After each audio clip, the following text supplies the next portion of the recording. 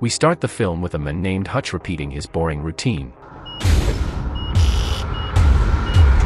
Hutch is woken up by a dog barking and goes to check it out when he sees his son signaling signs. Intruders break into his house to rob them and hold Hutch at gunpoint when he calls the police. The robbers take Hutch's watch and Hutch sees a tattoo on the robbers. Hutch's son Brady tackles one of the robbers down, but Hutch tells him to let the robber go because the other one is ready to shoot. The robber sucker punched Brady before leaving. Brady is annoyed with his dad because they could have restrained them. Could have taken her, Dad. I can't believe I let this happen. The popo assumes the intruders got into his house with a pizza box and scoffs at Hutch for not protecting his family. You know, if that was my family? Hutch sleeps on the couch and his daughter Sammy joins him because she's scared. The next morning Hutch is late for garbage pickup again and goes back into his regular routine. Brady has to do a report on a veteran for history class and chooses his uncle because Hutch was a nobody in the military. The neighbor Jim mocks Hutch for being a coward. Man, I wish they'd have picked my place, you know? Could've used the exercise. And boast about his new car before leaving. At work, Hutch's brother-in-law Charlie gives Hutch a gun because it ain't a matter of want, Hutch. It's the principle of need. So keep my sister safe, bro. Hutch hides the gun in the freezer before meeting his father-in-law Eddie to talk about buying his company so Eddie can retire, but the offer Hutch gave was too low. Hutch goes to his office to lock the door to radio his brother Harry to tell him about the robbery details.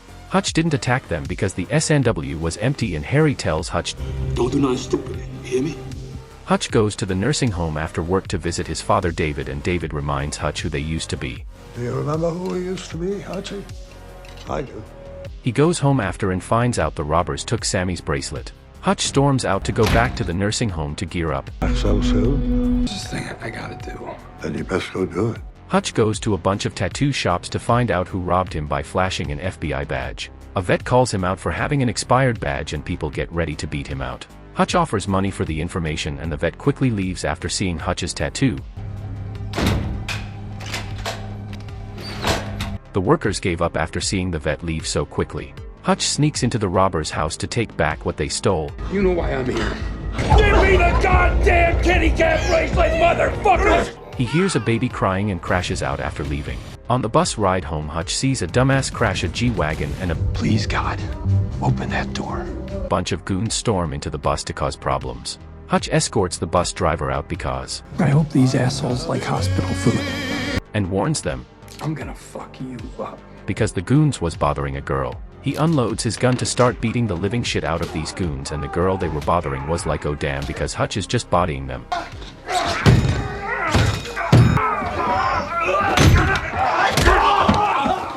The goons toss Hutch out and they start complaining.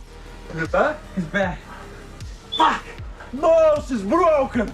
Hutch goes back in to let the girl out to begin round 2. It's a savage beatdown because Hutch is just destroying them. One of the goons go for the gun that was unloaded and Hutch just whacks him. Sorry about the mess. Hutch returns home to see Becca awake because she couldn't sleep and she sees Hutch in a rough state. She patches Hutch up like old times and Hutch wants to smash because We haven't had sex in years. Hutch reminds her about the good old days and Becca holds herself back from jumping him. A buffoon named Julian drives like an idiot and Jay walks across the street like he owns the road to get into a nightclub to snort some goods before performing. A buff dude glares at Julian while a crowd cheers for his performance and Julian meets with his investors. The investors are satisfied with his work but aren't too keen with the black guy named Pavel in his crew. Pavel warns the investor. Another investor isn't happy with Julian goofing around when he should be protecting their money. Julian proves himself by taking out the aggro buff dude in front of them. The investors are happy because that buff dude had 3% stake in the Obshack and now it belongs to them. Julian leaves after receiving a call that his brother Teddy is hospitalized and will be a potato for the rest of his life. Julian believes this incident has to do with the Obshack and asks the goon, Who did this to my brother? They were attacked by a random man and Julian is outraged and starts beating the goon. Another goon gives Julian a clue on where to find Hutch. The next day Hutch is finally enjoying his morning routine. Dad, you look like shit. What happened to you? You should see the other guys.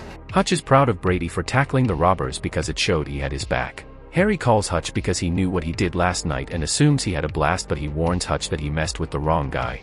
At work, Hutch gets an unknown message to see the barber and Hutch pays them a visit after work. What can you tell me about Yulian Kuznetsov?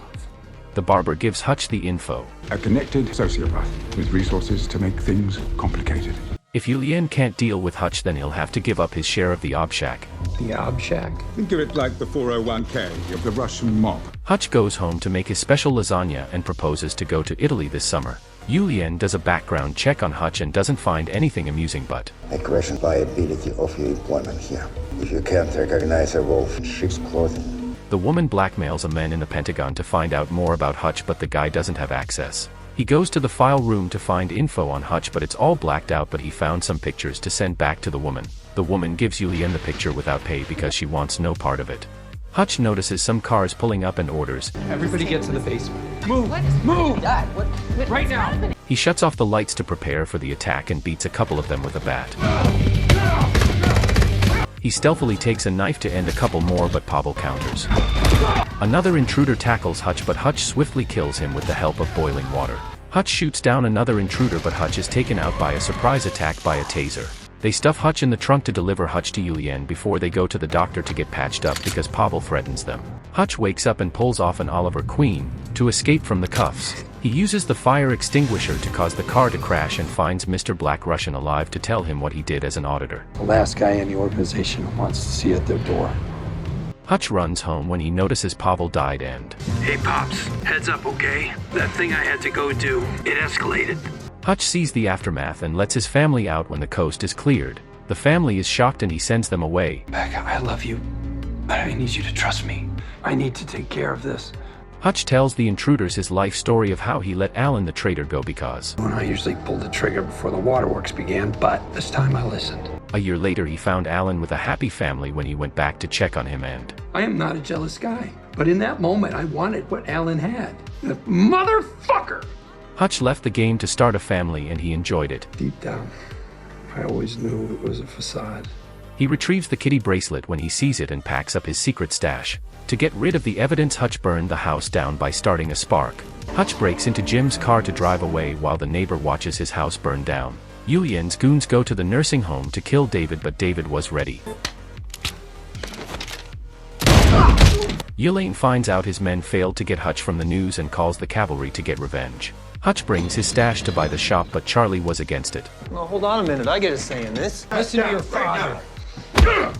And Eddie agrees to the buyout. Hutch closes the shop to create traps and prepare for battle.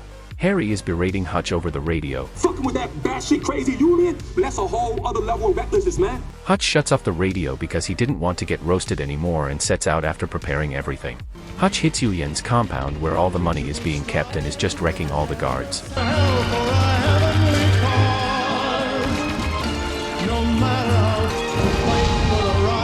He pours gasoline into the water pipeline and sets the money into a blaze. Julian is performing and spots Hutch casually dining there. You have some nerve to be here like this.